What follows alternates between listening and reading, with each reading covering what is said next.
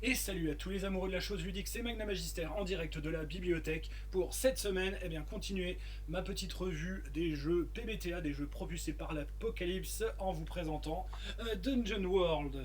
Bon, voici la première édition en français et en boîte. Mais je vous présenterai le reste évidemment, enfin du moins ce que j'ai, car il y a pléthore de choses qui sont sorties justement sur cette gamme, beaucoup plus que sur Apocalypse World en lui-même.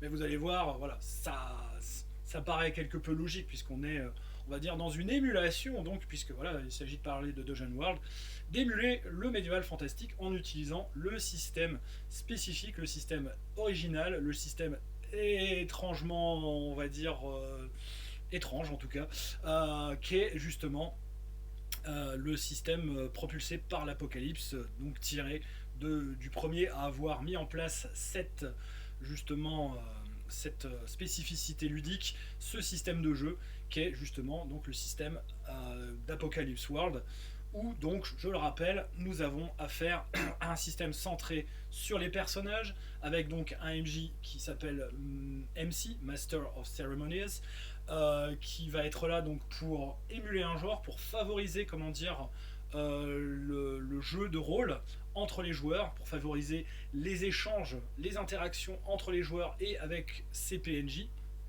et qui va être là pour, avec les joueurs, créer un univers évidemment, bah voilà, c'est à peu près l'essentiel, comment dire, des choses qui vont être de son ressort et qui vont faire en tout cas de ce jeu un jeu vraiment particulier, un jeu assez déroutant, voilà, particulier et particulièrement original, mais particulièrement aussi qui va demander évidemment, comme je l'avais dit dans ma précédente vidéo, de désapprendre certains réflexes que l'on a en tant que MJ, de désapprendre certaines manières, comment dire, de fonctionner pour justement aller vers une autre manière de gérer la narration, une manière donc de partager justement cette narration et surtout d'utiliser un système qui va être là pour favoriser la perpétuité, si je puis dire, la pérennité du récit dans on va dire, dans l'optique en tout cas, ou du moins dans l'absolu. Car avec ce Dungeon World, on va voir qu'on est quand même un peu plus, comme on est un peu plus dans l'émulation justement du genre Medfan, on va peut-être être, on va dire, un petit peu aussi dans, je dirais, ses travers, ou en tout cas ses poncifs, hein.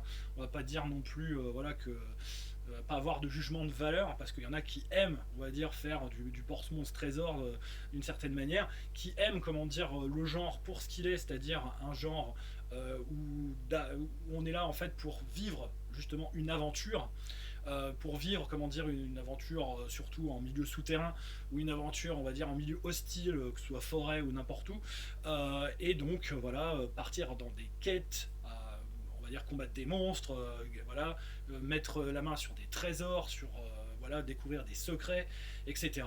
Comme là, on est quand même plus dans cette optique-là, eh ben, le système PBTA s'y est d'une certaine manière adapté. Et je pense qu'il est pas trop mal adapté.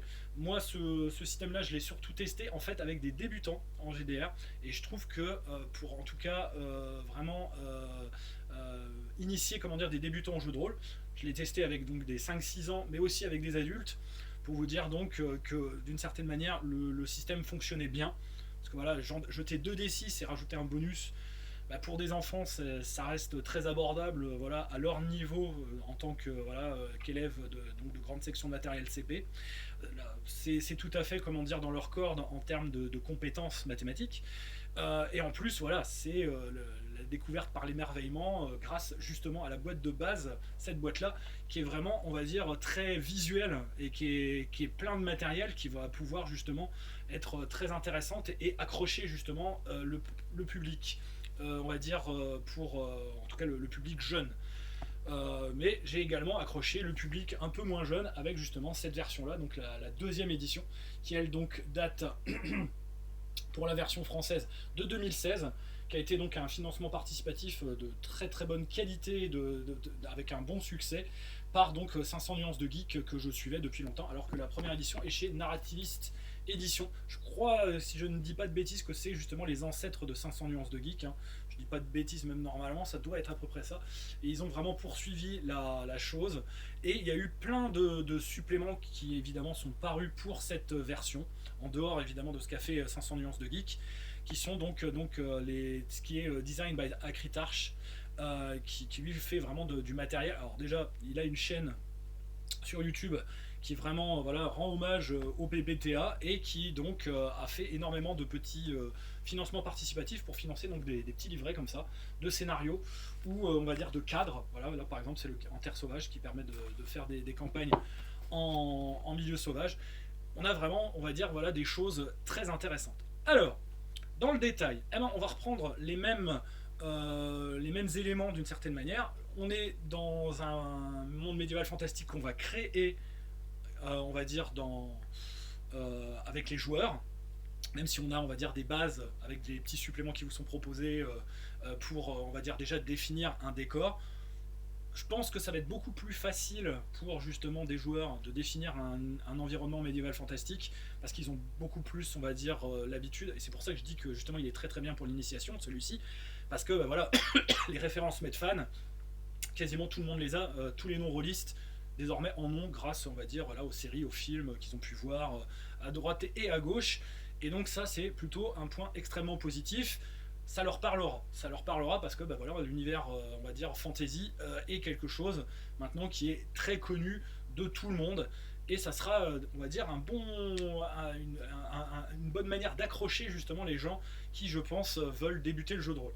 Et c'est pour ça que je pense j'ai eu un assez bon succès on va dire en proposant justement ce matériel à des jeunes ou en tout cas à des non-initiés au jeu de rôle.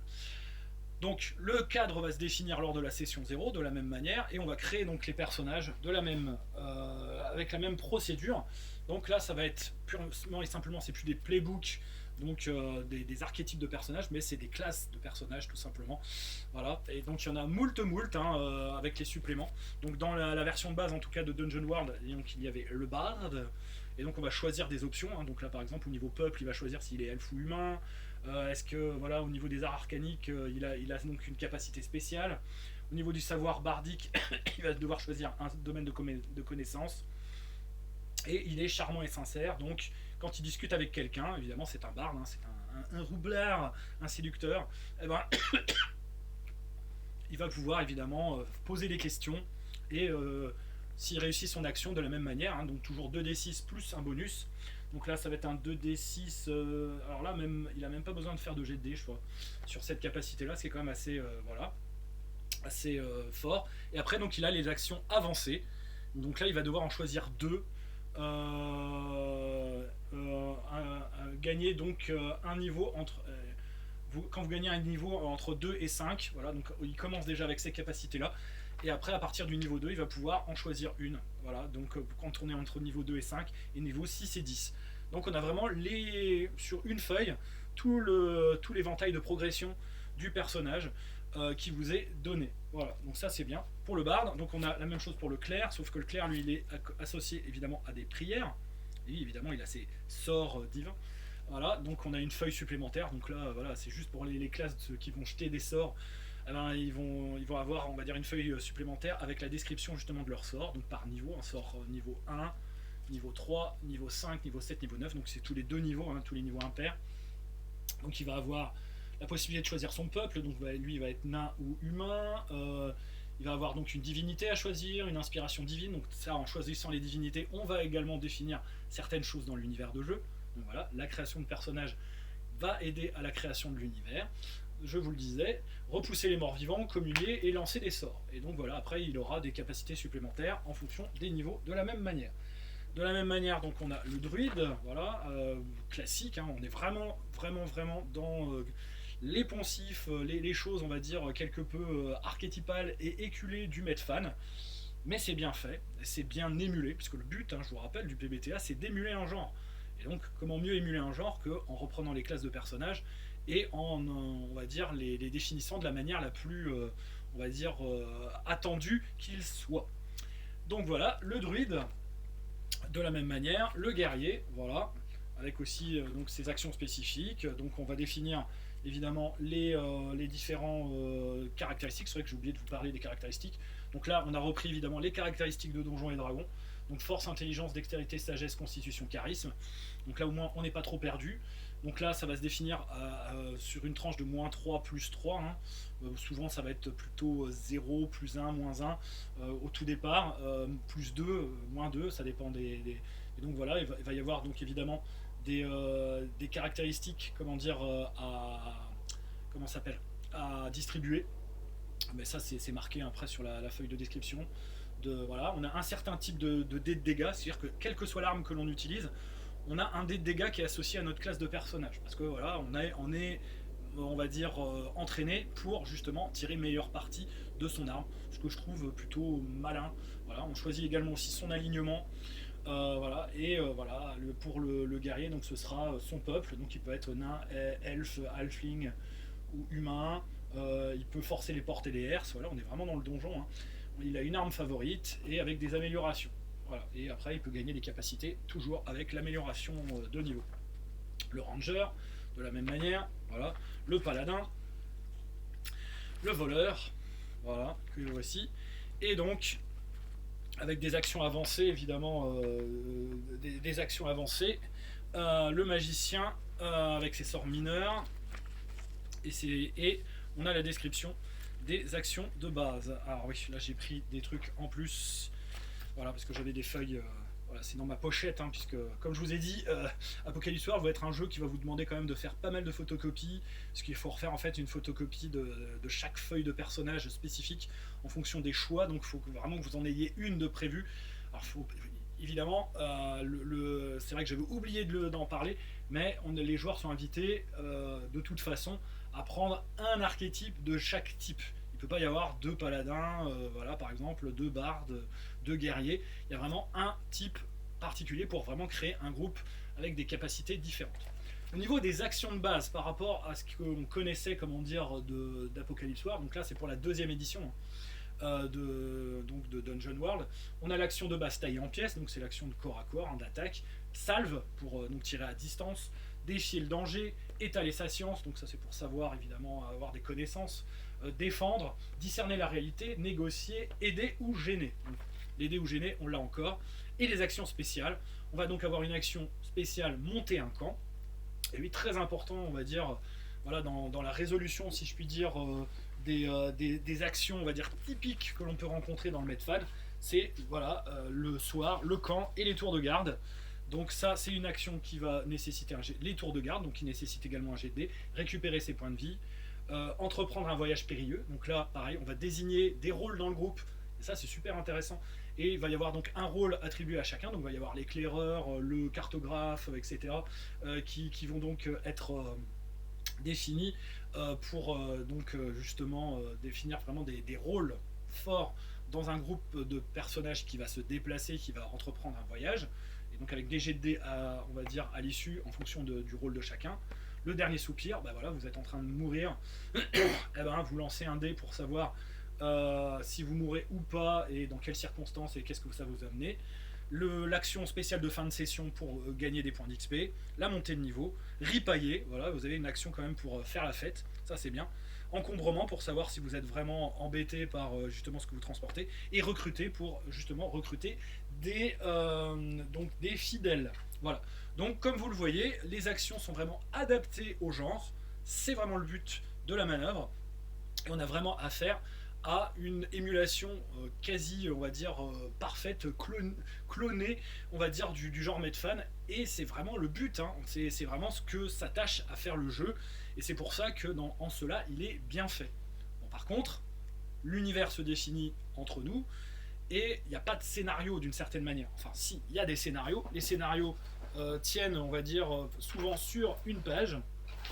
Voilà, moi, ça, c'est le scénario que j'ai fait jouer, par exemple, donc qui s'appelle donc le Indigo Galleon. Voilà, et j'ai fait jouer donc ce scénario qui tient sur 2 pages. Hein, c'est vraiment. Alors, autant dans Apocalypse World, il présentait ce qu'on appelle un front. Donc là, il y a un scénario qui va présenter en fait une situation avec une opposition, une menace. Et bah, c'est à vous, en clair, d'une certaine manière. Voilà, il y a les plans d'un donjon, les plans il y a tout ce qu'il faut hein, pour le faire, mais ça tient à ça. Et ça demande, d'une certaine manière, très très peu de préparation. La préparation, elle va se faire surtout pendant la session 0, c'est là que va se définir justement les relations entre les personnages, et que va émerger l'univers de jeu, sur lequel donc après vous allez pouvoir, on va dire, faire justement définir votre campagne. Et c'est pour ça que dans cette version justement du système Apocalypse World, en Dungeon World, il y a justement des scénarios qui sont proposés, et qui sont proposés sous une forme vraiment bien particulière, qui est voilà, une forme plutôt en description d'une menace, d'une situation, d'un lieu, et on va d'une certaine manière broder autour de ça, on va le définir.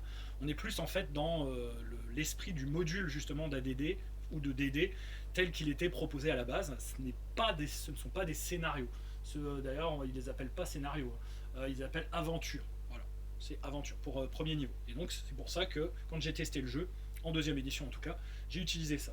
Mais pour faire découvrir le jeu, j'ai utilisé au départ la boîte de base. Donc la boîte de base, c'est un coffret, voilà, moi je le trouve plutôt sympa. Il y en a qui n'ont pas aimé du tout. Bon, faut dire, les illustrations sont un peu criardes, hein, on va dire ce qui est. Voilà, c'est pas du plus bel effet. Mais il y a un écran, voilà, qui vous décrit après les différentes actions du meneur. Alors c'est vrai que ça, j'avais oublié d'en parler, mais quand évidemment le MC agit, là il est appelé meneur de jeu hein, quand même dans cette version-là. Eh ben, il a des actions en fait qui sont des actions automatiques. Il n'a pas besoin de jeter de dés pour donc attaquer, faire différentes actions dans le jeu que sont donc liste des actions du meneur. Donc faire une action de créature, révéler une vérité qui dérange, montrer l'heure de funeste présage, infliger des dégâts, épuiser leurs ressources, offre-leur une opportunité avec ou sans prix, mettez quelqu'un dans le sale drap ou annoncer des prérequis et des conséquences, infliger des dégâts, etc. Donc le meneur, lui, il a une liste d'actions qu'il va pouvoir, on va dire, utiliser pour justement mettre des bâtons dans les roues et faire progresser, on va dire, le récit, la narration. Voilà. C'est vrai que j'y pense maintenant, j'ai oublié d'en parler dans Apocalypse World des actions du meneur. Et donc c'est des actions automatiques. Le meneur ne jette jamais de dés. C'est ça qui est important de le savoir. Donc dans cette version également de Dungeon World, le meneur ne jette pas de dés. Voilà. Donc chose réparée. Par rapport, ouais, je sais, j'ai oublié de parler des actions du meneur dans la vidéo sur Apocalypse World. Donc, on a un écran, on a un livret de règles qui vous présente également, donc en plus de toutes les classes de personnages de base, elles n'y sont pas toutes hein, dans cette version, puisque c'est une version simplifiée, un gros scénario donc, qui s'appelle l'idole de Saint-Pierre. Voilà, et sachant que l'idole de Saint-Pierre, alors est-ce que, oui, normalement, il s'est un peu collé parce que je l'avais encarté dans le, voilà, et j'avais utilisé ce plan là que j'avais carrément affiché aux joueurs qui étaient quasiment tous, on va dire, voilà, ils étaient pré-lecteurs ou non lecteurs, donc c'était pas très grave. L'important c'est qu'ils voyaient comment dire la structure et qu'ils voyaient comment dire le chemin, sachant que tout est modulaire hein. Il y a des dangers qui sont prévus dans chaque salle, mais on peut les moduler en fonction évidemment des nécessités, de la progression du récit, de la manière dont vous voulez aussi le renouveler. Si vous le jouez plusieurs fois, vous allez pouvoir le jouer de manière différente. Et donc on a les fronts qui vous sont présentés, puisque c'est toujours quand même sous la forme de fronts que sont présentés les adversaires. Voilà. Donc ça, c'est pour le livret de règles. Donc la description du scénario et des règles. On a un livre de à peu près de 95 pages, avec donc la feuille de personnage qui est à photocopier à la fin, mais vous allez voir, il y a évidemment des feuilles de personnages qui sont proposés, des livrets comme ceci. Donc là par exemple on a le livret du sorcier, bon, il est un peu plus gros évidemment parce que il a son grimoire de sorts, voilà, les fameux sorts. Ça donc c'est pour la première édition. On a quasiment déjà tout qui y est, hein. C'est juste que cette version de la boîte que je vous montre, c'est une version simplifiée avec un peu moins de classes de personnages. Il n'y a que dedans le sorcier, le voleur, le clerc, le guerrier qui sont décrits. Donc c'est une boîte pour jouer à 5, un maître du jeu, un maître de cérémonie, un meneur et et 4 joueurs. On a une grille pour résoudre évidemment plus tactiquement les combats, ce qui n'existait pas du tout justement dans Apocalypse World d'origine. Donc là on entre un petit peu plus dans la dimension tactique justement. Au niveau du matos, comme vous le voyez, il y avait pléthore de choses. Il y avait donc des jetons pour on va dire les personnes, les différentes oppositions et les différents personnages. Donc vous pouvez les mettre également sur des socles en plastique. Il y avait des jetons également, alors je ne sais plus à quoi ils servent ceux-ci, mais c'est des jetons qui sont utiles dans le jeu pour on va dire compter certaines choses, probablement les points de vie peut-être, je pense. Il y a les comment dire, figurines en carton pour les personnages, le set 2D évidemment, car là il ne faut pas seulement 2D6, il faut plein d'autres types de dés pour les dés évidemment de dégâts de chaque classe, comme je vous ai dit, chaque classe a des dégâts. On a des cartes qui vont être donc les cartes de créatures, voilà, avec le méchant sorcier qui est l'ennemi, comment dire, dans le voilà. On a même, comment dire, résumé en carte la fameuse porte magique qui est un obstacle, qui est vu un peu comme une opposition. Les fameux gobelins, voilà, qui sont décrits. Comme je vous ai dit, hein, les illustrations sont pas terribles, mais à la limite, on s'en fout un peu. L'important, c'est que ce soit visuel, surtout si vous jouez avec des débutants. Voilà, l'important, c'est qu'ils voient à quoi ça ressemble. On n'a pas besoin, comment dire, forcément toujours d'avoir des dessins faits par des gens qui ont fait les beaux-arts. Voilà. Avec les objets magiques aussi, hein, qui sont décrits, voilà, qu'ils pourront trouver sur le chemin. Donc tout ça est décrit pour le scénario de base, mais le matériel, vous pouvez le réutiliser à l'envi pour vos propres scénarios. Il y a énormément de choses qui sont très facilement réutilisables, et c'est ça qui est bien dans cette boîte. Il y a donc également les cartes des actions de base. Voilà, par exemple, l'action qui s'appelait monter à l'assaut, hein. Après c'est devenu tailler en pièces, et c'est la même chose, hein. C'est juste que l'action a été renommée dans la deuxième édition. Les actions spéciales, voilà, donc là on a des petites aides de jeu pour justement les joueurs, à destination des joueurs. On a comment dire, des petites choses comme ça, donc qui peuvent se plier en deux, mais moi je l'ai pas fait parce que voilà, je voulais garder ma boîte quand même assez mint, si je puis dire, en très bon état en tout cas. Et donc ça permet d'avoir en fait voilà, le voleur, on marque son nom, donc ça fait un peu voilà, réunion, comment dire, du conseil d'administration. Mais bon, voilà, comme ça les joueurs savent comment ils s'appellent et ils ont leurs informations de base qui sont juste derrière ici, donc leur point de vie, leur expérience, leur niveau actuel, les points de vie restants, etc. Et on nous proposait évidemment des Velleda parce que tout est possible en effaçable, évidemment. C'est des surfaces effaçables, voilà. Donc j'ai vraiment l'impression que sur cette boîte de base, il y a eu quand même un bon boulot de fait. Moi je l'aime bien cette boîte, je la trouve vachement complète, très, très propice justement vraiment à faire de l'initiation.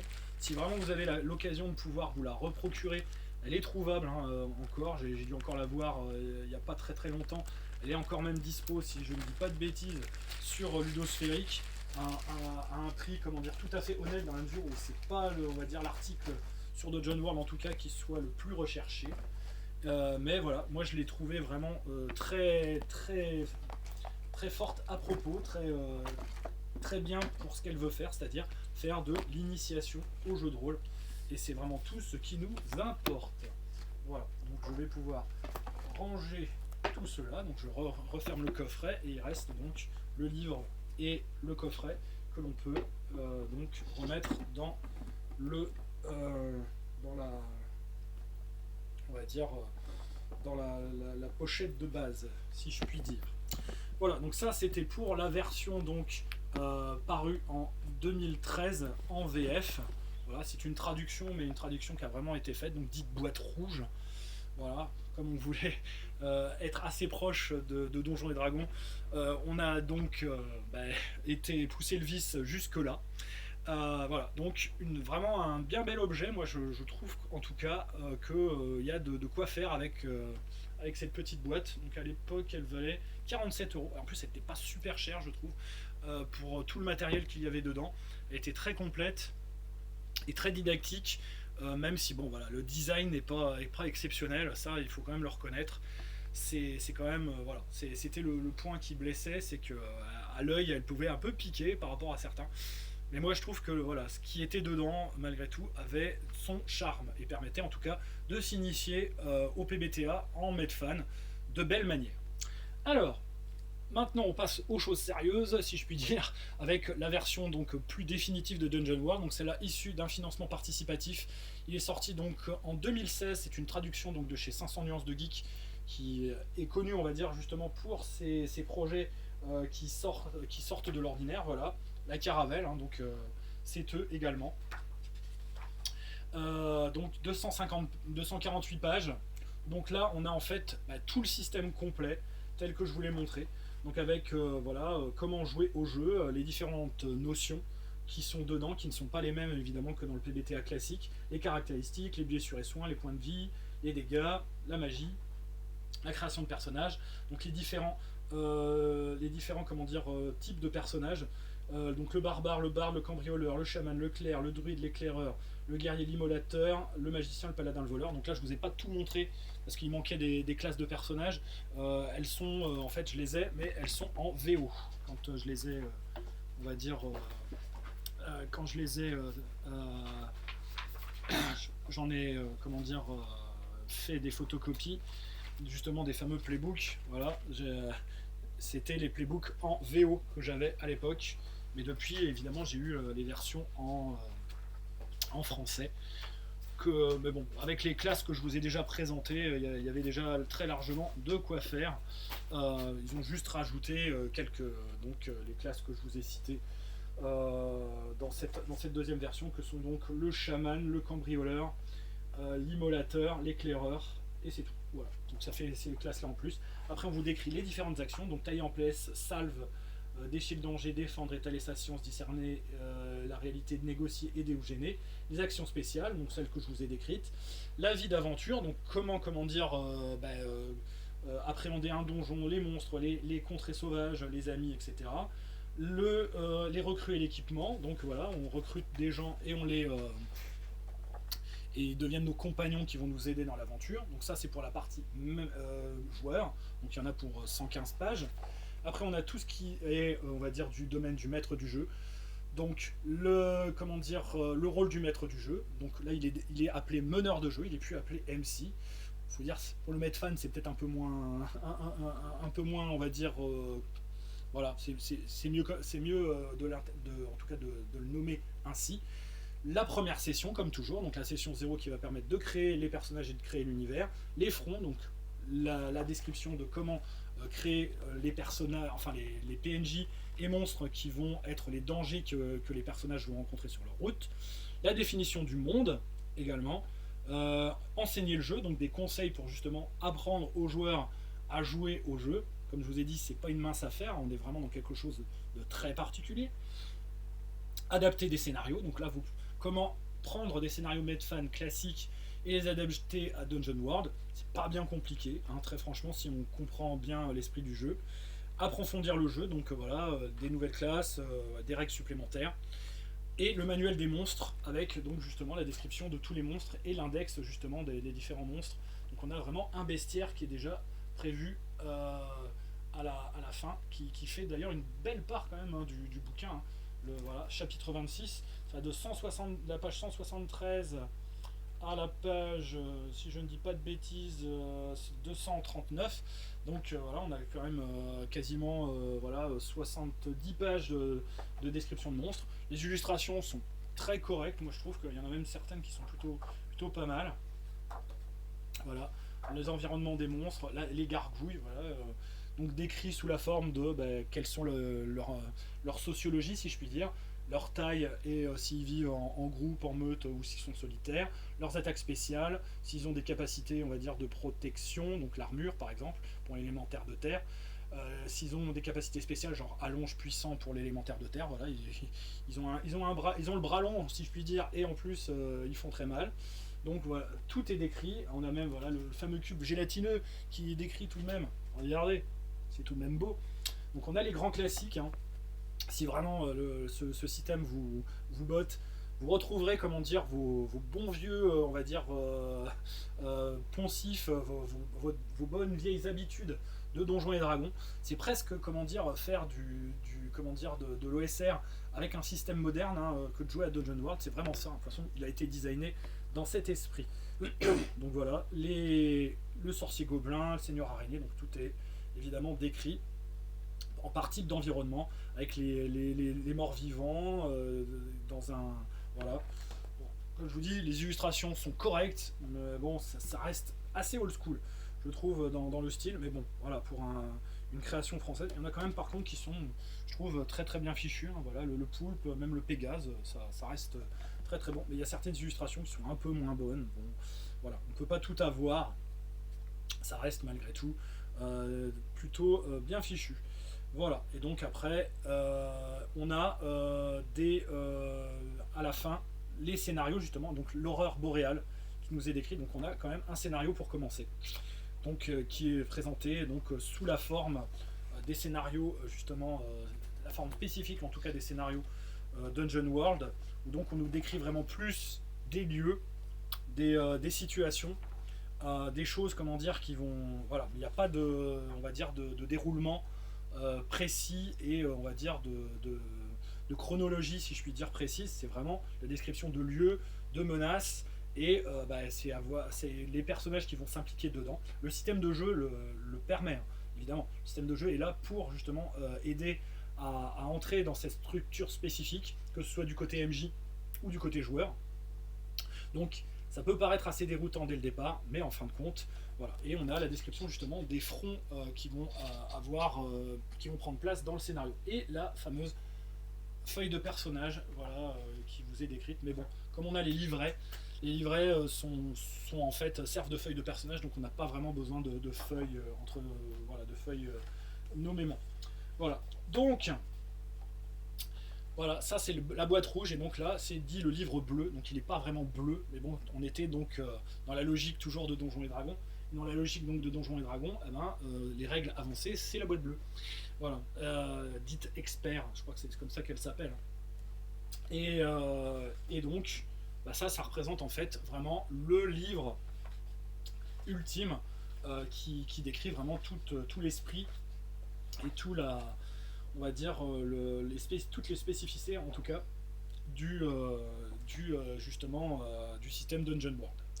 Alors ça, c'est le bouquin évidemment que vous avez à posséder si vous voulez vraiment vous lancer. Je crois que normalement il est encore trouvable, 38,80 €. Je trouve que voilà, le bouquin est très complet et très bon pour ce prix. On avait évidemment un écran qui était proposé, que j'avais pris avec. Moi j'ai trouvé plutôt pas mal, plutôt joli. Et voilà, avec ce qui est nécessaire. Donc on vous invite en plus à coller à coller, comment dire, des post-it, hein, évidemment, pour décrire vos fronts, etc. Avec donc les différentes actions qui sont reprises, actions de base, actions du MJ, etc. Comme je vous dis. Et on a eu un supplément. Le supplément, le Class Warfare. Donc là, purement et simplement, comme son nom l'indique, donc 176 pages quand même, eh ben, c'est que des classes de personnages supplémentaires. Donc des variantes en fait, hein, par thème. Donc variante aventurier, voilà. Ingénieur, fou, bon samaritain, maître des lieux, aristocrate foncier, sommité, marchand, sage, boutiquier, voyageur. Des variantes donc discipline, donc force de volonté, avatar, croisé, exorciste, empathe, artiste martial, thaumaturge, etc. Il y en a vraiment pléthore, mais vraiment pléthore. Des variantes sort divin, donc voilà, avec des, comment dire, des clercs qui vont avoir donc des domaines particuliers. Clercs donc d'animaux, bataille, mort, terre, guérison, jugement, plante, protection, ciel, sagesse. Variante mage, variante sort magique également aussi avec des domaines, donc ça va permettre de spécialiser votre magie. Variante gredin, acrobate, assassin, voleur de corps, cambrioleur, fourgue, pyromane, cerveau, empoisonneur. Donc on peut vraiment en plus varier les genres en choisissant justement ces classes particulières. Aller dans du Medfan plus Sword and Sorcery, aller dans du Medfan plus, on va dire, Dark Fantasy, etc. Ce jeu permet justement de s'adapter à des genres justement du Medfan beaucoup plus spécifiques, variante guerrier, etc. Donc on nous dit au départ comment utiliser ces classes de personnages. On nous explique même comment en créer, hein, si on veut en créer. C'est tout à fait possible. Voilà, et c'est vraiment ça et ça uniquement ce jeu. Donc ça c'est vraiment une option. Il est pas, voilà, il coûte 38,80€ quand même. Il est moins gros, comment dire, que le livre de base, mais il est complètement optionnel. Donc c'est vous qui voyez si vraiment vous avez envie de vous le procurer, parce qu'il n'est pas du tout nécessaire. Avec juste le livre de base, celui-ci, éventuellement l'écran, vous pouvez largement voilà, vous débrouiller, sachant qu'il faudra que vous réussissiez à acquérir je pense qu'elles sont encore sur le site, hein, les feuilles, les livrets, comment dire, de personnages, les photocopier, et vogue la galère, hein, comme dirait l'autre. Il y a juste vraiment ça comment dire, à intégrer, et surtout à être, en tant que MJ, pédagogue, pour vraiment initier les gens aux spécificités du système de jeu et du genre, qui est donc voilà, l'émulation, comme je le disais, du Medfan, plus que le Medfan lui-même. Donc après, on a des petits suppléments comme ça que vous pouvez acquérir, qui sont vraiment pas très chers, en PDF. Donc là, il faut aller sur le site d'Acritarch, hein, et même, je crois que pour certains de ces opus sont disponibles dans certaines boutiques.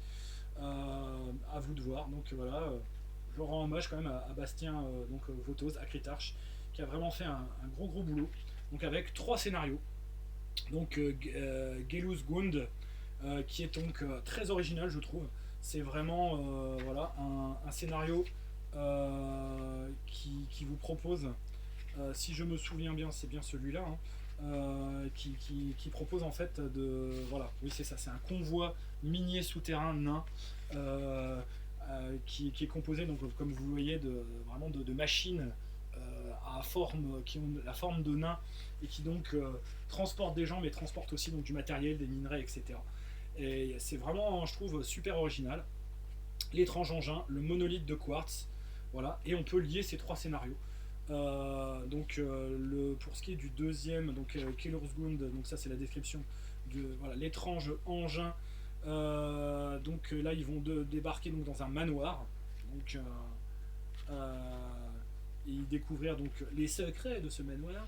Et donc le dernier, comme je disais, le monolithe de quartz, où ils vont explorer, comment dire, l'intérieur d'un monolithe, pour essayer d'en connaître le destin du titan prisonnier de celui-ci. Voilà, donc comme d'habitude, hein, c'est décrit en très peu de pages. On nous décrit vraiment les lieux, on nous donne, évidemment, il y a des petites choses, comment dire, à cocher. Donc vous voyez, en fait, c'est des options que vous avez à déterminer en fonction, évidemment, de comment vous allez jouer le scénario. Vous allez pouvoir moduler, en fait, les personnages, les lieux, les situations, etc. Et c'est plutôt intéressant. C'est fait pour. Et on peut lier les 3 scénarios. Voilà, on nous donne les conseils pour lier les 3 scénarios. C'est vraiment on va dire, le supplément typique que vous pourrez trouver pour avoir des scénarios présentés donc sous cette forme, sous la forme plutôt on va dire, d'une opposition de lieux, de personnages qui sont décrits. Et c'est à vous de créer l'histoire autour d'une intrigue qui vous est proposée, mais où il n'y a pas de déroulement précis. Et vous allez pouvoir donc le moduler en fonction de vos joueurs, de votre univers, et également de vos volontés. Un autre scénario pour lequel j'avais souscrit, donc les serviteurs de la Reine des Cendres. Pareil, c'est des petits scénarios qui sont vraiment pas chers du tout. Voilà, c'était une souscription. Et donc voilà, c'est présenté de la même manière, avec donc des petites cases à cocher en fonction de ce que vous allez choisir pour mettre en place votre cadre. Voilà, et puis après, il y a des étapes que vous allez pouvoir faire dans un certain ordre ou dans pas d'ordre du tout. C'est vous qui voyez. Voilà, avec un cahier détachable évidemment aussi, qui vous permet justement d'avoir les informations dont vous avez besoin pendant on va dire, le jeu, etc. Donc voilà, une intrigue, pour ainsi dire, assez classique, mais présentée de manière tellement originale et tellement modulaire que ça peut vraiment être très intéressant. Et le dernier que j'ai à vous présenter, En Terre Sauvage, que voici. Donc là, on a plutôt des conseils, en fait, pour justement émuler, comment dire, le genre exploration dans les terres sauvages, avec donc voilà, dessiner la carte du monde que vous allez découvrir petit à petit. Donc là, c'est vraiment pour faire d'une certaine manière de l'exploration, on va dire, de monde, de l'exploration de cartes, de découverte. Voilà, dessiner la carte, justement. Voilà, et donc, tous les conseils vous sont donnés avec donc des tables aléatoires pour créer vous-même votre monde et lui donner plein de points d'intérêt, le rendre crédible, vraisemblable à travers tous les aspects. Voilà, les aspects, on va dire, justement de la météo, des différentes choses. Voilà, il y a même, on va dire, les différents rôles, consulter les parcs. Donc c'est vraiment voilà, également les règles donc, sur la divination pour mener des quêtes voilà, à partir donc d'oracles qui vont nous être proposés, etc., etc. Créer des villages, créer des peuples, des PNJ, et tout ce qu'il faut en termes de table aussi. Donc on a vraiment, vraiment ça, tout un matériel en fait, optionnel, mais bien fichu. Voilà, d'ailleurs je l'avais fait dédicacer par son auteur, je le remercie encore. Voilà, En Terre Sauvage, c'est le genre mais il y a plein d'autres choses hein, qui existaient. Il y a par exemple Freebooter of the Frontier, plus pour donner une ambiance un peu pirate. Il y a donc la version Sanctuaire aussi, toujours par Acritarch, etc. etc. Il y a Chai, donc il y avait la version comment dire Dungeon World en Space Fantasy, tirée donc des romans de Jack Vance. Il y a vraiment eu énormément de choses, donc plein de petites choses. Donc si vous vous intéressez vraiment à Dungeon World, vous allez voir qu'il y a du matos à se mettre sous la dent et sous le pied pour faire vraiment des campagnes, tout ce qu'il y a de plus. Et là, je pense quand même que le jeu est beaucoup plus designé par rapport à Apocalypse World pour faire des campagnes un peu plus au long cours. Apocalypse World, moi je trouvais que c'était pour faire des campagnes courtes, 6-12 séances, hein, comme je vous le disais. Et sinon, là, Dungeon World vous permet, lui, de faire vraiment des campagnes plus au long cours, avec une possibilité de progression des personnages, puisqu'ils peuvent progresser jusqu'au niveau 10, qui est quand même supérieur par rapport, on va dire, à ce que sont la progression des personnages dans Apocalypse World classique. Donc on est vraiment voilà, dans un système solide, original, déroutant à tous les points de vue pour faire du Medfan à l'ancienne, mais de le faire de manière modernisée, intelligente, en ayant des propositions qui soient vraiment, on va dire, à contre-courant de ce qu'on a l'habitude de faire, mais qui permettent malgré tout d'émuler très justement le genre qui est le genre Medfan, très classique, le Medfan old school, tel qu'on l'a, on va dire, pratiqué nous-mêmes dans les années 70-80, voire même qu'on le fait encore aujourd'hui avec des vieux jeux. Donc voilà, c'est pour ça que c'est un jeu dont je voulais malgré tout vous parler, parce que comme je vous ai dit, il est bon pour de l'initiation, mais vraiment. Et il peut plaire autant donc à des jeunes joueurs qu'à des joueurs plus âgés, ça je l'ai prouvé, je l'ai vu de mes yeux vus. Donc vous pouvez peut-être, j'espère, me croire. Et ben voilà, si vous cherchez un système, on va dire, pour vous passer, comment dire, des systèmes un peu trop lourdingues, un peu trop tactiques, un peu trop, on va dire, dans l'air du temps, donc du jeu de rôle qu'on va jouer vraiment avec un système très touffu, avec plein de systèmes de... Voilà, vous avez ça, un bouquin, c'est tout. Et il y a tout ce qu'il faut pour pouvoir se débrouiller. Le reste, c'est votre imagination et voilà, votre optique de groupe, votre optique de table de jeu qui va faire le reste en créant un univers, en modelant, comment dire, des scénarios vraiment en fonction des actions des joueurs. Je crois que voilà, le jeu en est largement capable. Après, certains me diront, ouais, mais bon, voilà, ça reste, on va dire, un jeu quand même qui est créé à partir d'une base d'un système qui se veut narrativiste, comme diraient certains, en le prononçant comme si c'était un gros mot. Bah oui, mais bon, on peut quand même, je pense, y trouver son compte. Certains détesteront. Moi, j'ai pas détesté. Je sais pas pour autant comment dire que voilà, je suis accro comment dire à ce système parce que ce système ne me permet pas moi de faire ce que je cherche à faire quand je fais du Medfan et j'en fais très peu parce que justement c'est un genre que je n'aime pas tant que ça finalement, voire même que je n'aime vraiment pas du tout, en tout cas par rapport à la SF ou au cyberpunk par exemple, qui sont vraiment plus mes genres préférés, ou au multi-univers, au contemporain fantastique. Mais si vraiment on a besoin de faire de l'initiation, je pense vraiment que voilà, Dungeon World est une option, comment dire, à considérer, et une bonne option. Et bah, il est encore disponible, donc n'hésitez pas. Il y a plein de matériel gratuit que vous pourrez trouver très facilement sur le net, mais vraiment très facilement, en anglais surtout, hein, je pense. Mais malgré tout, ça en vaut la chandelle. Voilà. Donc c'était Magna Magister pour Dungeon World. N'oubliez pas de mettre des pouces, des commentaires si vous avez aimé ou détesté Dungeon World. Si voilà, ça vous a quand même intrigué cette histoire, si par rapport à ce que je vous ai dit, vous êtes sûr maintenant, voilà, c'est un jeu qui n'est pas fait pour vous, ben, je dirais encore une fois, j'ai rempli mon office et j'en suis très heureux. C'était le but. Donc voilà, n'hésitez pas donc à aller sur le Discord pour si vous voulez bavarder.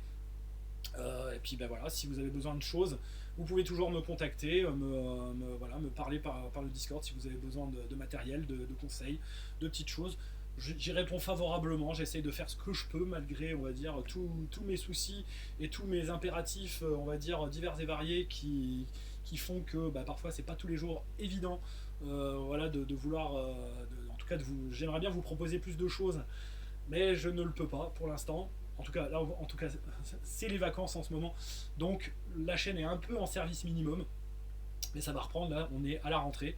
Du moins, quand cette vidéo paraîtra, ce sera la rentrée, et donc les choses vont à peu près rentrer dans l'ordre, vont retourner à peu près à la normale. Voilà. C'était donc Magna Magister pour de nouvelles aventures dans des donjons et dans un monde de donjons, Dungeon World, en PBTA. Et donc, eh ben, on se voit pour de nouvelles aventures dans des souterrains obscurs ou dans des donjons tout aussi froids et humides. Je vous dis à bientôt. Salut, salut!